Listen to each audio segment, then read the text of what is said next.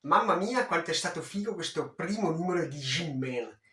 Ma andiamo a vedere il perché e le prime impressioni che ho di questa lettura. Ma prima vi ricordo, se non l'avete ancora fatto, di iscrivervi al canale. Come avete potuto intuire, G-Man rientra nel genere horror e lo definirei un apocalisse zombie di animali. Ebbene sì, di animali, gente, perché gli animali sono i protagonisti di questa trama, oltre ovviamente agli esseri umani. Ma vediamo come si innesca l'inizio di trama.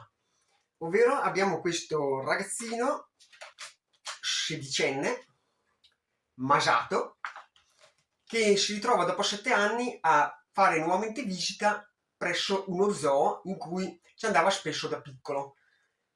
Ma cosa succede in questo zoo? Tutto sembra normalissimo. All'inizio gli fa visita alla sua gabbia del suo animale preferito, del suo amico del cuore, ovvero di un elefante.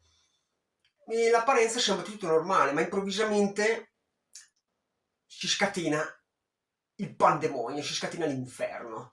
Tutti questi animali scappano, una mattina scappano dallo zoo e la particolarità di questi animali è che ad un certo punto hanno tutti dei volti di umani, gente di umani.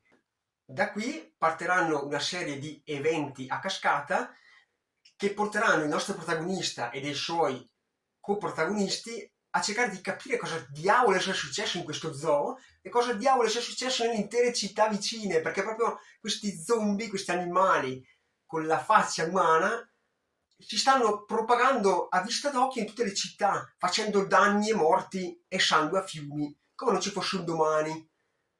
E qui mi voglio fermare.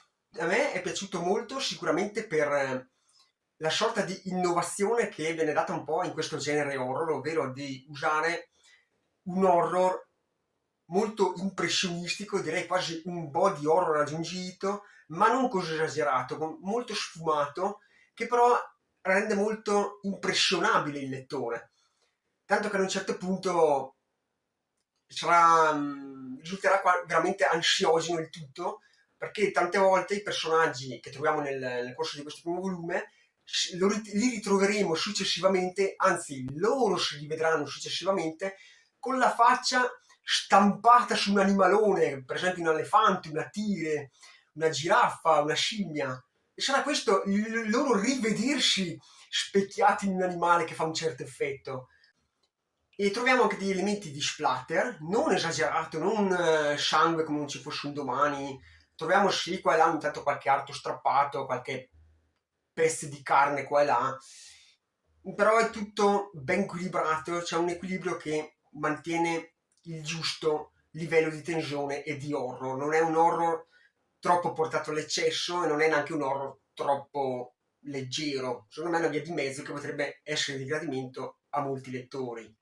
Un altro elemento che a me è piaciuto molto è la scorrevolezza del volume, ma non perché non ci sia dialogo, attenzione, perché il dialogo è ben equilibrato, ma probabilmente per la disposizione dei balloons che saltano subito all'occhio del lettore, sono molto intuitivi e rendono una lettura molto più agevole, molto più adrenalinica e diretta. Arrivi alla fine del volume che essendo poi anche ricco di mistero, perché dietro c'è un forte mistero che comunque si srotolerà nel corso dei volumi, ti viene voglia di avere subito il secondo.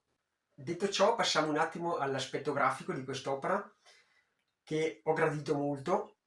In particolare anche qua troviamo un disegno abbastanza sporco e graffiato, come ben si addice a questo tipo di opere horror, e che rappresentano al meglio le scene di azione e mettono in risalto quell'aspetto ansiogeno proprio tipico di questi manga. A condire il tutto sono queste facce all'interno di questi animali, dove alla fine del volume c'è proprio quel senso di straniamento, di bizzarria che rende il tutto davvero molto figo, c'è poco da fare. Che dire, sono proprio contento che Icari Edizioni ci stia proponendo in Italia questi titoli horror che secondo me sarebbero rimasti nel dimenticatoio e non sarebbero stati proposti da altre case editrici, quindi a me non fa altro che piacere, essendo io un amante del genere horror. siamo così giunti alla conclusione di questo video.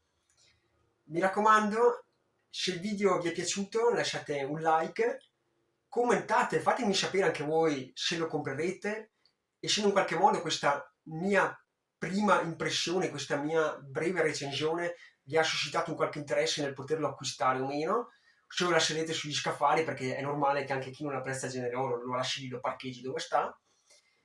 E niente che dire, se non avete ancora fatto iscrivetevi al canale e al mio prossimo video. Ciao gente!